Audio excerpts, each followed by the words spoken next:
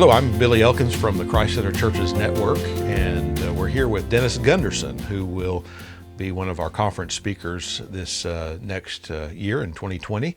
And Dennis, tell us a little bit about yourself and about your ministry. Yeah, well, I'm married to Naomi for 43 years, have 4 adult sons now, one of whom is also in the pastorate.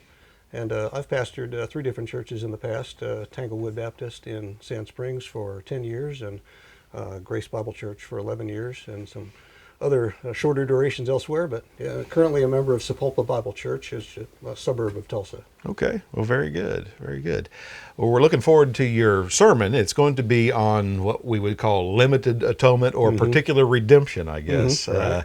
So tell us a little bit about the sermon and what you're thinking as far as what we'll be ready to hear from you. Sure, yes. I'm going to start with kind of a focus on John 10 and where Christ speaks about how I lay down my life for the sheep, and why specifically he would put it that way instead of saying what a Christian today might more commonly be expected to say, that, well, I've come to die for everyone. Right. Why did he put it that way? You know, why does Ephesians 5 choose to say that Christ loved the church and gave himself for her? Things of that sort, and to expand from that into an understanding of how the Scriptures reveal the doctrine of the atonement to us. And there's several features to that which are really not very well understood by modern Christianity. We have a somewhat defective view of what was actually taking place at the atonement. Sure. So when we talk about limited atonement, that throws a lot of people, doesn't it? That word limited, especially when it comes to Christ and his death on the cross. Yeah. And Doesn't have a real welcoming sound to a lot of doesn't, people. does it? So, and a lot of folks substitute that for particular redemption. Why do you think people have such trouble with that? I mean, a lot of times they'll cite that one, like I'm a 4-point Calvinist or something like that, Yes. and they'll cite that one as one that they really have trouble with. Why do you think that is? I've come to really believe in my studies of this over the years that much of it has to do with American notions from the very beginning of our republic of fairness and what we think of as necessary for something to be even right. And the thinking of so many believers is that Christ, of course, had to die for all men because that's the only way in which there would be an equal chance of salvation for everyone.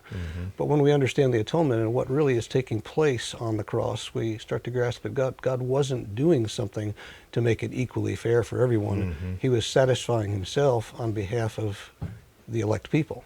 So it's a completely different way of looking at what was going on there. Sure. So folks struggle with it because they've got a certain expectation of what's fair, what's reasonable, and unfortunately, as the churches grow more shallow in their theology, they push that onto God. That well, God would not have a right to not send his Son to die for everyone. That just wouldn't be reasonable. And they leave that on him.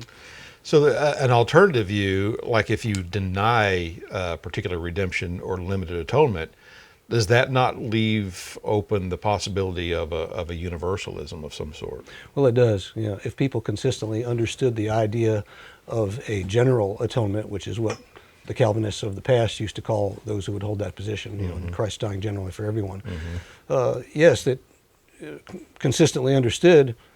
John Owen was the one that made the point very clearly that if Christ has died for all men, then God owes all men salvation. Because they have no further debt to him. He has paid for their sins. He has paid the price, and there simply is no reason for anyone to go to hell at all. Right. So, however, most Arminians today don't believe any such thing. They just believe that, well, Christ died for all men, and now he offers that death to you, giving you the chance to accept his work.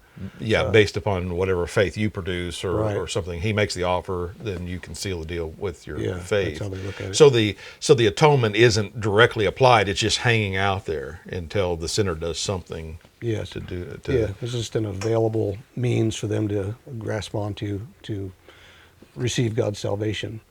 Well, that's very interesting. I think it's a very important topic, and I think it's an important topic for whether you're Reformed, Calvinist, or Arminian. I think it's important to understand, and so we would certainly invite anyone that would like to come and hear these 5 sermons that have to do with the 5 points of Calvinism, and work through the doctrines of the Reformation. We're looking forward to you and hearing you on that coming up in November. Yes, very excited to be part of it. All right, thank you very much.